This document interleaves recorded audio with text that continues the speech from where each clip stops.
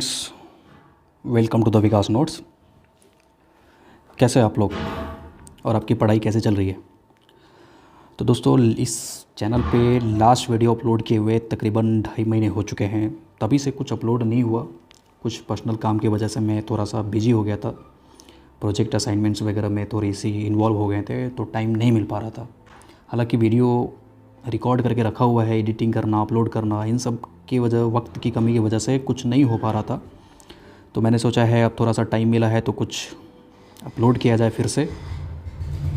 तो अब से वीडियो कंटिन्यू अपलोड होगा, तो आप लोग टेंशन नहीं लीजिए, फिर से पढ़ाई कीजिए। और हाँ, एक गुड न्यूज़ ये है, जितने भी EPOP एस्पिरेंट्स हैं उसके लिए है कि उनका एग्ज़ाम कैंसिल हो गया है, तो आपको टेंशन लेने की ज़रूरत नहीं है। आपकी स्पीड जो भी थी, पढ़ाई मॉक टेस्ट दे रहे थे या पूरा रिवाइज हो चुका था, करते रहिए, उसको कंटिन्यू रखिए, रुकिए मत। क्योंकि जैसे ही आप रुकेंगे तो कोई आपको रेस में पीछे निकल के पीछे छोड़ के चला जाएगा, ठीक है? तो आपको कंटिन्यू रखना है। और इस वीडियो में आप थंबनेल से आप समझ गए होंगे कि क्या कवर होगा। तो एक बार फिर से ब्रीफली मैं बता देता हूँ कि जितने भी ऑल इम्पोर्टेंट गवर्नमेंट स्कीम है, आपको पता है, आप कई एग्ज़ाम दिए होंगे जब से मोदी गवर्नमेंट आई है, और जितने भी गवर्नमेंट एग्ज़ाम हो रहे हैं, तो कुछ ना कुछ स्कीम से 2-3 क्वेश्चंस GS में करंट अफेयर्स के रूप में होता ही होता है, ठीक है? तो इस वीडियो में 4-5 वीडियो मैं लगातार बनाऊंगा गवर्नमेंट स्कीम पे। काफ़ी छोटा छोटा होगा, मैं ज़्यादा लेंदी नहीं बनाऊंगा, और ये बहुत ही इंपॉर्टेंट होगा। जो कंटेंट मैं दूंगा मोर देन सफिशिएंट होगा। आपको करना ये है कि पेन एंड पेपर लेकर बैठना है और नोट करना है बुलेट पॉइंट में, ठीक है?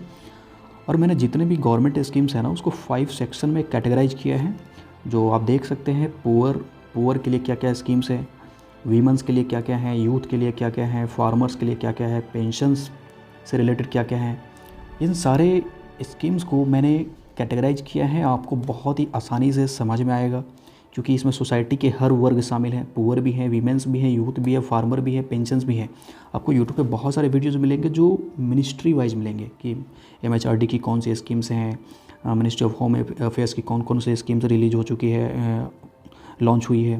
लेकिन इस वीडियो में आपको वैसा नहीं, आपको सोशल सिक्योरिटीज़ में जितने भी सोसाइटीज़ के सेक्शन हो जाते हैं, जैसे poor, women's, youth, farmer, pensions, इन सभी को मैंने कवर किया है, ठीक है? और एक वीडियो में किसी एक ही ये इस पे टॉपिक पे कंप्लीट होगा। लाइक अगर मैं ये वीडियो बना रहा हूँ तो इसमें फार्मर मैंने सेक्शन डाला है। फार्मर सेक्शन से रिलेटेड जितने भी स्कीम्स है, इम्पोर्टेंट, सभी नहीं, इम्पोर्टेंट जो एग्ज़ाम्स में पूछे जाते हैं अक्सर, और बहुत ही कन्फ्यूजिंग हो जाता है, स्टूडेंट तो समझ में नहीं पाता हो कि वो स्कीम्स किस टाइप का है, कब वो लॉन्च हुआ या किस से रिलेटेड है, बहुत ही कन्फ्यूजन हो जाता है, ठीक है? तो आपको कंटिन्यू रखना है, पेन एंड पेपर निकालिए, बहुत ज़्यादा लेंदी हो जाएगा वैसे। चलिए तो स्टार्ट करते हैं। तो स्टार्ट करते देखिए कौन कौन सी स्कीम मैंने शामिल किया है इसमें। तो स्टार्टिंग है किसानों के लिए। मैंने आपको बताया कि फार्मर से स्टार्ट करेंगे, तो स्टार्ट ही मैंने किया है इसमें फार्मर से, ठीक है? तो देखिए पहला स्कीम है प्रधानमंत्री फसल बीमा योजना, ठीक है? सेकंड वाला है प्रधानमंत्री किसान मानधन योजना। आपको देखिए वर्ड पे काफ़ी फोकस करना है। प्रधानमंत्री तो कॉमन मिलेगा आपको सब में, ठीक है? प्रधानमंत्री, PM यानी प्रधानमंत्री, फिर देख रहे हैं प्रधानमंत्री, फिर प्रधानमंत्री, मतलब प्रधानमंत्री, आपको प्रधानमंत्री। लेकिन ये जो है ना, नेक्स्ट टर्म होगा फसल बीमा, ठीक है? तो फसल बीमा तो आप ज़रा थोड़ा सा कॉमन सेंस से आप यूज करके लगा सकते हैं कि हाँ, ये किससे रिलेटेड होगा, फसल से रिलेटेड, ठीक है? किसान मानधन, है ना, किसान मानधन योजना, किसान सम्मान निधि योजना, देख रहे हैं? तीसरा है, चौथा मैंने फ्री सोलर पैनल योजना, इसी को बाद में कुसुम योजना कहा गया बाद में गवर्नमेंट के द्वारा। पांचवा है ऑपरेशन ग्रीन योजना। छठा है मत्स्य संपदा योजना। स्कीम्स जो इंग्लिश वाले हैं वो समझ जाइए स्कीम्स, ठीक है? सेवेंथ है प्रधानमंत्री कुसुम, देख रहे हैं? इसी ऑपरेशन ग्रीन को फ्री सोलर पैनल योजना को कुसुम योजना में कन्वर्ट कर दिया गया, ठीक है? तो ये सारे स्कीम्स को इस वीडियो में डिस्कस कर लेंगे। जल्दी से स्टार्ट करते हैं, नेक्स्ट स्लाइड पे आते हैं। तो देखिए मैंने आपको पहला बताया था कि पहला होगा प्रधानमंत्री फसल बीमा योजना। तो फसल बीमा योजना ये एक टाइप का इंश्योरेंस है, ठीक है? क्रॉप इंश्योरेंस है। और ये किस मिनिस्ट्री के द्वारा लॉन्च होगा, तो आपको पता लग गया होगा, फसल बीमा है तो ऑब्वियसली सीधी सी बात है कि ये कृषि एवं किसान कल्याण जो विभाग होगा, मंत्रालय होगा, उसके द्वारा लॉन्च होगा, ठीक है? तो ministry of agriculture and farmer welfare के द्वारा ये लॉन्च किया गया था। कब किया गया? तो देखिए यहाँ पे मैंने डेट मेंशन कर रखा है 13 जनवरी 2016 को, ठीक है। यह एक टाइप का इंश्योरेंस है। मैंने आपको बताया कि इसमें क्या क्या कवर होते हैं। तो देखिए यहाँ पे भी मैंने एक स्लाइड्स प्रेजेंट किया हुआ है कि योजना के अंतर्गत स्थानीय आपदा जैसे ओले पड़ना, ज़मीन धंसना, जल भराव, बादल फटना, इन सब से अगर किसी तरह का अगर आपका नुकसान होता है फसल का, तो उसका आकलन करके भुगतान किया जाएगा, ठीक है। ये एक तरह का इंश्योरेंस है। लेकिन ये इंश्योरेंस का बेनिफिशरीज वही है जो किसी टाइप का लोन लेकर अपना खेती बाड़ी करते हैं, जो बिजनेस क्लास का कमर्शियल टाइप की खेती करते हैं, ठीक है, उसके लिए ज़्यादातर बेनिफिशियल्स हैं ये। तो देखिए दूसरे पॉइंट पे निष्फल बुआई, खड़ी फसल नुकसान, फसल कटाई के बाद 14 दिन तक चक्रवात, बेमौसम बारिश से नुकसान होने पर भी इसका प्रावधान किया गया है इसमें, ठीक है। तीसरा में बीमित फसल, आपको बताया ना कि जो बीमित फसल्स हैं उसकी खराब मौसम के कारण बुआई रोपाई न कर पाने पर मूल राशि 25% दवा भुगतान करने का प्रावधान है इसमें, ठीक है। और हाँ, ये इम्पोर्टेंट है कि अंतिम दावों का जो भुगतान है वो राज्य सरकार द्वारा फसल कटाई के प्रयोगों के आधार पर निर्धारित उपज के आंकड़ों पर की जाती है। तो इसको ध्यान रखना है। ये 13 जनवरी 2016 को लॉन्च किया गया था। और कवरेज में क्या क्या है तो देखिए ध्यान से कि ऑयल सीड्स जितने हो जाएंगे ये सब हैं इसमें कवर है। फूड क्रॉप जो हो जाएंगे, फूड क्रॉप में क्या हो गया, धान गेहूँ। ऑयल सीड में क्या हो गया, राई सरसों दोनों एक ही हो गया। सरसों, तिलहन वाला सीधी सी बात है, जो तिलहन वाले फसल्स होते हैं उन सभी इसमें कवर है। जो कमर्शियल खेती होती है जैसे मक्का कमर्शियल में आ जाता है, ये सब और जो हॉर्टिकल्चर्स हैं वो सारे क्रॉप जो है इसमें शामिल किए गए हैं इस फसल बीमा योजना में। तो आपको ध्यान रखना है। और जो मनमोहन सिंह की गवर्नमेंट के टाइम पे जो 2 स्कीम्स था, जैसे पहला था नेशनल एग्रीकल्चरल इंश्योरेंस स्कीम,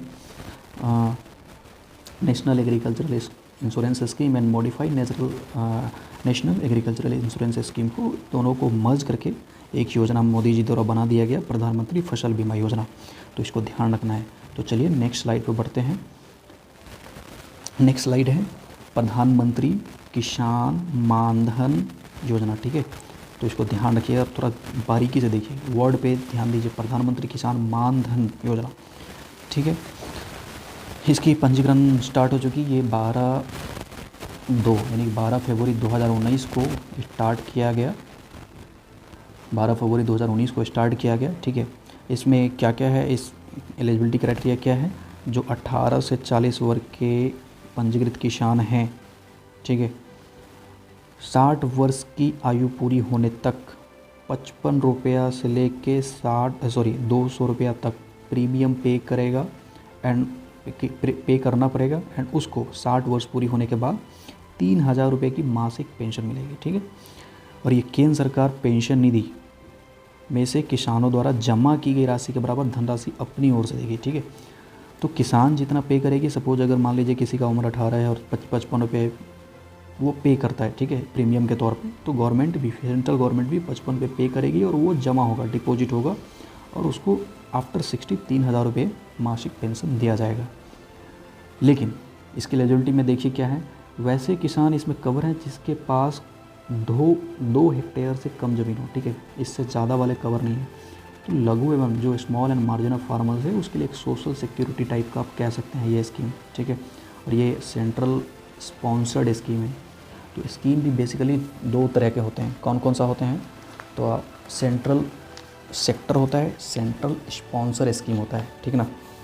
कौन कौन सा, central sector and central sponsor. Central sector मतलब होता है कि जो सेंट्रल गवर्नमेंट के द्वारा स्टार्ट की जाती हैं और उन्हीं के द्वारा फंड भी किया जाता है। और सेंट्रल स्पॉन्सर का मतलब होता है जिसमें दोनों स्टेट एंड डिफरेंट अलग अलग जो स्टेक्स होल्डर होता है उनके द्वारा फंड किया जाता है। तो और सेंट्रल सेक्टर में भी 2 तरह के स्कीम्स होते हैं, जैसे कोर स्कीम और दूसरा होता है कोर स्कीम, ठीक है। मैं आपको नेक्स्ट स्लाइड में लास्ट में आपको इसके बारे में डिटेल में बता दूंगा, लेकिन आप चलिए नेक्स्ट स्लाइड पे चलते हैं। ये समझ में आ गया होगा, नोट कर लिए होंगे आप। तो चलिए दूसरा स्कीम पढ़ते हैं, प्रधानमंत्री किसान सम्मान निधि योजना। इस स्कीम में क्या है बेसिकली, देखिए चलिए स्टार्ट देखते हैं। तो ये 1 फरवरी 2019 को स्टार्ट किया गया और फिर दिसंबर में जाके इसका एग्जीक्यूशन स्टार्ट हुआ। ये लॉन्च किया गया 1 फरवरी को, लेकिन एग्जीक्यूशन स्टार्ट कब हुआ? दिसंबर में जाके, ठीक है। और ये पूरे 75,000 करोड़ रुपए का बजट इसके लिए एलोकेट किया गया है, तो आप ध्यान रखिएगा। और ये क्या है, इसमें बेसिकली 6,000 रुपये पर ईयर 1 साल में, और इसके इंस्टॉलमेंट बनाए गए हैं, तीन इंस्टॉलमेंट बनाए गए हैं, जिसमें प्रत्येक इंस्टॉलमेंट में 2-2 हज़ार रुपये की राशि भुगतान की जाती है, सेंट्रल गवर्नमेंट द्वारा पे किया जाता है। हाँ, एक मिनिमम सपोर्ट है कि किसी तरह की कोई प्रॉब्लम फेस ना करना पड़े, ये मिनिमम सपोर्ट टाइप का कह सकते हैं। और ये पीयूष गोयल द्वारा अनाउंस किया गया था 2018-19-20 के बजट के दौरान, ठीक है। तो चलिए इसके कुछ इम्पोर्टेंट नोट देख लेते हैं कि ये बेसिकली देखिए, सबसे पहले गवर्नमेंट ऑफ तेलंगाना ने एक रायतू बंधु करके एक स्कीम लॉन्च किया था, जिसमें कुछ डायरेक्ट बेनिफिट दिया जाता था फार्मर को। उसी स्कीम्स को देख करके वो इतना सक्सेसफुल रहा, उसी स्कीम को देख के बहुत डिफरेंट स्टेट्स ने अपने अपने स्टेट में ट्राई किया, लेकिन सेंट्रल गवर्नमेंट ने पूरे स्कीम्स को ध्यान में रखते हुए सब पे स्टडी करने के बाद ये स्कीम लॉन्च किया, प्रधानमंत्री किसान सम्मान निधि योजना अपने तरफ से, ठीक। ये भी एक सेंट्रल स्पॉन्सर्ड स्कीम है ना, सेंट्रल सेक्टर और स्पॉन्सर। मैं आपको लास्ट स्लाइड में आपको क्लियर करता हूँ अच्छे से, लेकिन ध्यान रखिए सेंट्रल स्पॉन्सर, ठीक है। और इसमें भी वही कंडीशन है कि 2 हेक्टेयर के पास तक ज़मीन होनी चाहिए, उससे ज़्यादा हुआ तो आप इसमें कवर नहीं होंगे, ठीक है। हाँ, इसका जो मुख्य उद्देश्य था कि किसानों को सही समय पर योजना का लाभ पहुंचाना। आप देखते होंगे कि मोदी गवर्नमेंट आने से पहले डिजिटल रिवॉल्यूशन नहीं था, तो किसानों के लिए जो पैसा भेजा जाता था एज ए चेक के माध्यम से, तो काफ़ी लंबे वक्त लगता था, और बीच में बिचौलिए सबको भी बिचौलिए सबसे भी काफ़ी परेशानी होनी पड़ती थी। किसानों को तो ज़्यादातर कहते हैं ना, जो स्मॉल एंड मार्जिनल सेक्शन होता है उसको सबसे ज़्यादा नुकसान भुगतना पड़ता है। एक तो लेट लतीफ़ा होता था, ऊपर में करप्शंस, है ना, इस तरह की समस्याएं देखने को मिलता था। लेकिन ये डीबीटी, डायरेक्ट बेनिफिट ट्रांसफर्स के माध्यम से किसानों के जो अकाउंट होते हैं, इसीलिए जनधन अकाउंट खोला गया था, ताकि हर लोगों के पास, हर वर्ग के पास, ताकि कोई भी बेनिफिट्स या कोई भी स्कीम्स के माध्यम से अगर कोई पैसे दिए जाएँ तो डायरेक्ट उनके अकाउंट में ट्रांसफ़र कर दिया जाए। बीच में कोई बिचौलिए नहीं होंगे, कोई उसको घूस देने की ज़रूरत ही नहीं है, ठीक है। तो इस तरह से है ये स्कीम का, देख सकते हैं आप, नोट कर लीजिए। और चलिए आगे बढ़ते हैं। अगला स्कीम है प्रधानमंत्री सोलर पैनल योजना, ठीक है। तो प्रधानमंत्री सोलर पैनल योजना की सबसे इम्पोर्टेंट ऑब्जेक्टिव ये है कि देखिए, किसानों की आमदनी, आपने सुना होगा 2-3 साल पहले से ही नरेंद्र मोदी सरकार जी ने एक उत्तर प्रदेश में एक रैली में कहा था कि किसानों की आय को दोगुनी करेंगे। तो किसानों की आय को दोगुनी करने के लिए कई सारे इंफ्रास्ट्रक्चर्स पे इन्वेस्टमेंट करने की ज़रूरत थी। तो उन्होंने एक प्लान किया सोलर पैनल योजना लॉन्च करके, ठीक है। इससे ये होगा कि किसान अपने जो फार्मिंग्स हैं, लैंड है, उसमें सोलर पैनल लगा करके अपनी जो एनर्जी होगा खुद ही प्रोड्यूस करेंगे, और जो यूज़ करने के बाद जो बचेगा वो जो इलेक्ट्रिसिटी डिपार्टमेंट जो जिस भी स्टेट में है उनको सेल करके, बेच करके उनसे कुछ आमदनी जनरेट कर सकेंगे। तो इसके लिए ये बेसिकली स्कीम लॉन्च किया गया था, ठीक है। और ये कब लॉन्च किया गया, तो देखिए यहाँ डेट है 1 फरवरी 2020 को, ठीक है। इसमें गवर्नमेंट के तरफ से 10,000 करोड़ रुपए का इन्वेस्टमेंट किया गया। और ये किस मिनिस्ट्री के द्वारा लॉन्च किया गया था, तो देखिए सोलर पैनल है, तो सोलर क्या प्रोड्यूस करेगा, एनर्जी। तो इससे ध्यान रखना है कि ये कौन सी मिनिस्ट्री ने लॉन्च किया था, ministry of new and renewable energy. इसके मंत्री कौन है आप मुझे कमेंट कीजिएगा, ठीक है। अभी रिसेंटली इसके किसके अंदर में है, कौन से मंत्री है जो इसको हैंडल कर रहा है, आप कमेंट कीजिए, ठीक है। चलिए, और हाँ, बाद में इसी स्कीम को नाम रख दिया गया कुसुम, ठीक है ना, कुसुम योजना इसका नाम रख दिया गया। तो अपने बिजली से चलने वाले सिंचाई पंप को सौर ऊर्जा से बदल चलाएं, दिन के समय सिंचाई का लाभ उठाएं, अतिरिक्त बिजली को विद्युत कंपनी बेचकर 25 वर्षों तक आमदनी पाएं। केंद्र से 30% और राज्य सरकार से 30% सब्सिडी दी जाएगी, ठीक है। बैंकों के द्वारा 30% तक ऋण की सुविधा मिल सकती है। ऋण का भुगतान अतिरिक्त बिजली होने वाले आमदनी 5-6 वर्षों में हो जाएगा। सोलर पैनल 25 साल तक चलेगा, इसका रख रखाव भी आसान है, देख रहे हैं। तो इसके बहुत ही बेनिफिट्स हैं। अगर आपके आसपास में कोई किसान है इस टाइप का, अगर उनकी अवेयरनेस की कमी है तो आप बताइए, आप शिक्षित होने के नाते आपका ये जिम्मेदारी बनता है, ठीक है। चलिए आगे बढ़ते हैं, कौन सी स्कीम है देख लेते हैं। तो अगला स्कीम है जो फार्मर्स के लिए ही है ज़्यादातर, प्रधानमंत्री मत्स्य संपदा योजना, ठीक। ठीक है।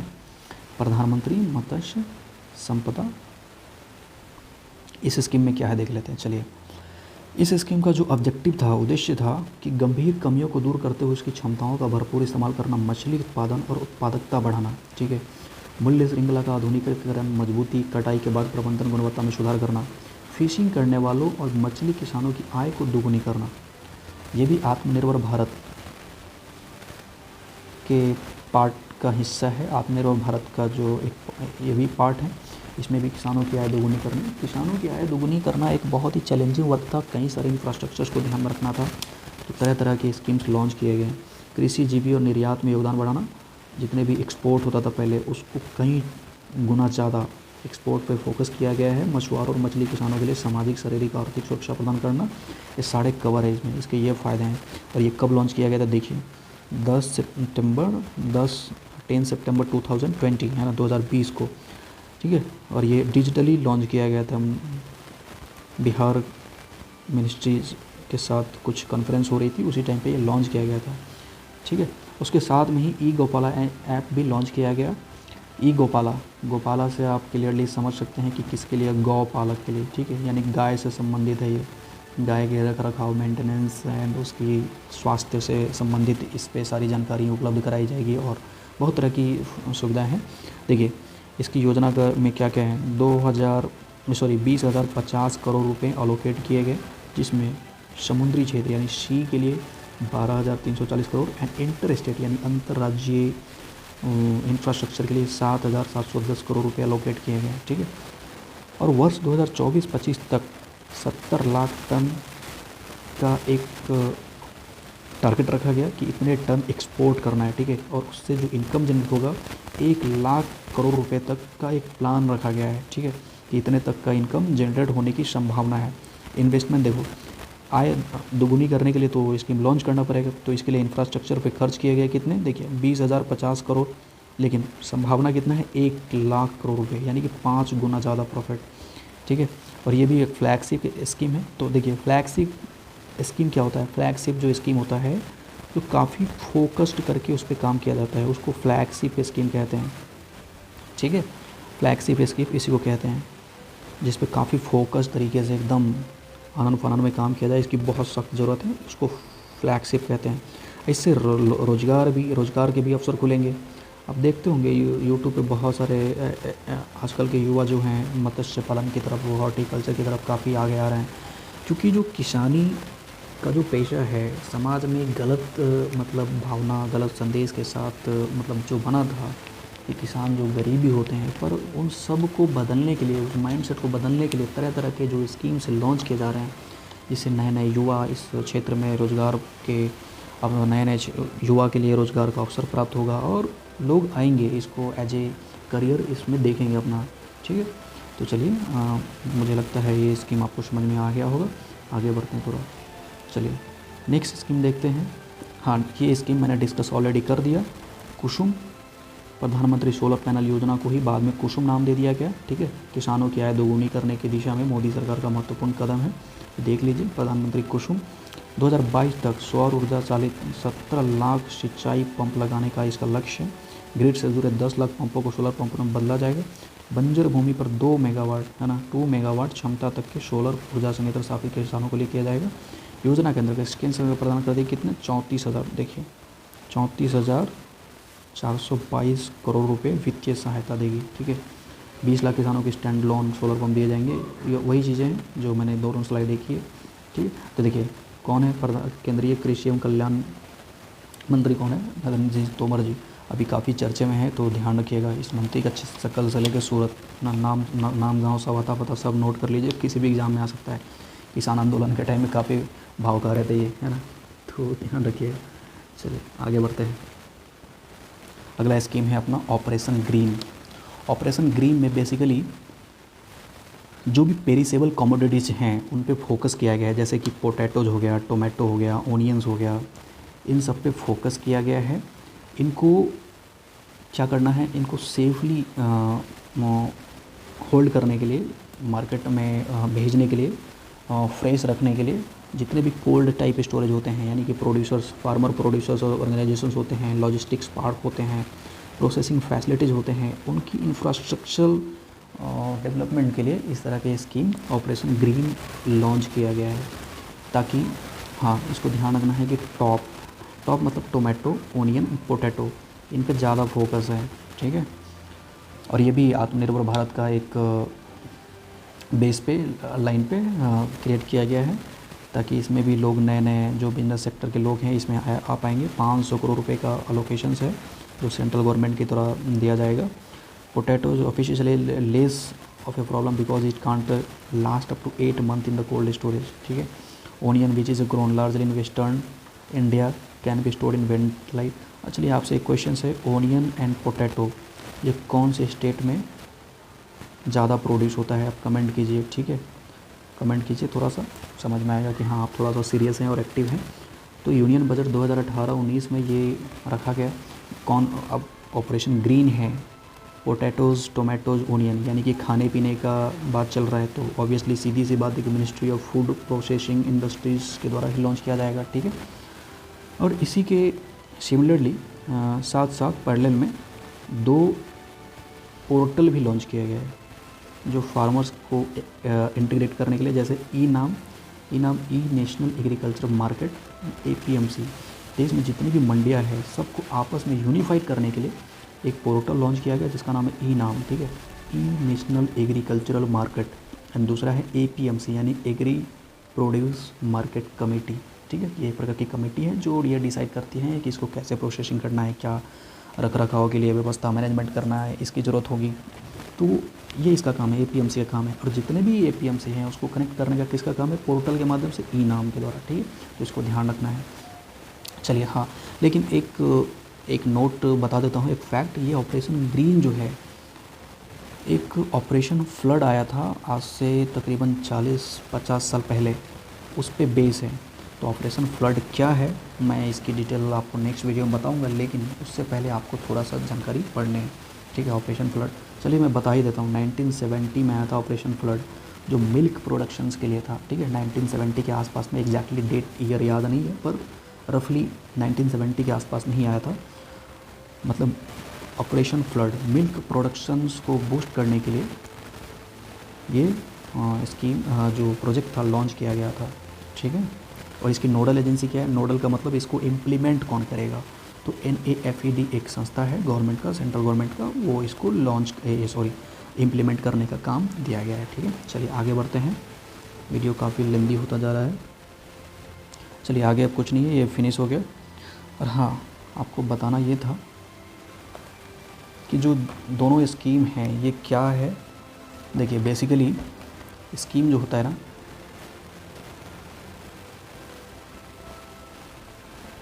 सेंट्रल सेक्टर स्कीम होता है एंड सेंट्रल स्पॉन्सर स्कीम, ठीक है। स्पेलिंग पता नहीं सही है गलत, लेकिन आप ध्यान दीजिए, मैं जो बोल रहा हूँ उस पर ध्यान दीजिए, ठीक है। तो सेंट्रल स्पॉन्सर्ड स्कीम में क्या होता है, सेंटर प्लस स्टेट ये दोनों कंट्रीब्यूट करते हैं, किसके रेशियो में, 90/10 के रेशियो में, ठीक है। कभी कभी 75/25 के रेशियो में, कभी कभी 50-50 के रेशियो में। कभी कभी कहने का मतलब ये है कि वैसे जो जनरल स्टेट हैं, ठीक है, जनरल स्टेट के लिए ये कंडीशन अप्लाई होता है, ठीक है। हाँ लेकिन इसकी जो इम्प्लीमेंटिंग एजेंसी है वो स्टेट होता है। इम्प्लीमेंटिंग एजेंसी मतलब लॉन्च तो कर दिया गया सेंट्रल के द्वारा, ठीक है, लेकिन जो इम्प्लीमेंट करेगा अपने मशीनरीज का यूज करके वो स्टेट का काम होगा। और दूसरा है central sector scheme. Central sector कहने का मतलब ये 100% फुल्ली स्पॉन्सर्ड होता है, फुल्ली फंडेड होता है, ठीक है। और इसको इम्प्लीमेंट भी वही करता है, कौन, सेंटर, हाँ इम्प्लीमेंट भी सेंटर ही करता है। अब देखिए बेसिक इसमें भी 2 तरह के स्कीम होते हैं, 2 तरह के सेक्शन डिवाइड किया गया है सेंट्रल सेक्टर में।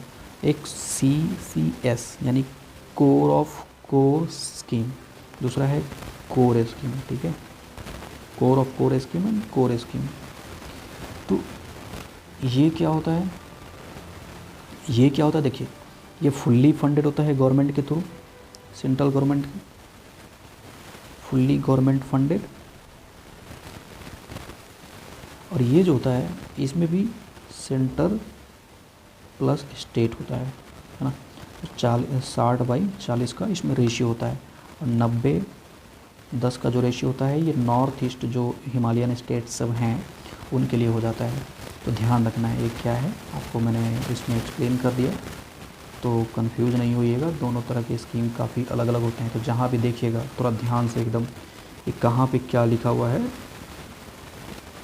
अगर आप नहीं देखेंगे तो आप कंफ्यूज हो जाएंगे, तो आप देख लीजिए और समझ जाइएगा। इसका स्क्रीनशॉट ले लीजिए समझने में। जो ये 90-10 का रेशियो मैंने जो लिखा है ये नॉर्थ ईस्ट हिमालयन स्टेट के लिए है, ठीक है ना। चलिए, और ये वीडियो जो है काफ़ी लेंदी हो गया, तो आप इसको डबल स्पीड पे भी सुन सकते हैं। Okay, bye.